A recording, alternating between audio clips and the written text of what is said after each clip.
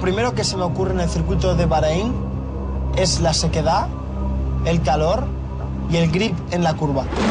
Bahrein, 6,3 kilómetros, 49 vueltas, en total 308 kilómetros, 4 tramos de alta velocidad, 6 curvas lentas, 3 zonas ideales para adelantar. Velocidad máxima 305 kilómetros por hora.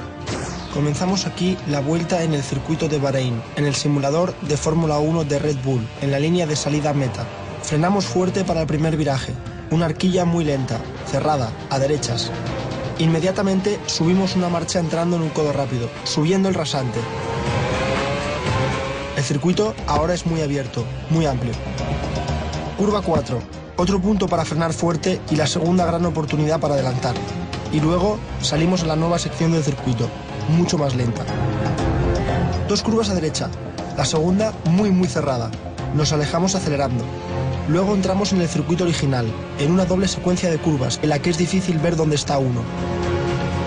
Bajando por la pendiente encontramos un viraje muy acusado de derechas al final de la cuesta. Es difícil tener tracción en esta curva.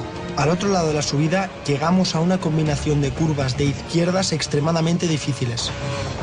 Es fácil acabar saliéndose de la trazada. Ha ido de poco.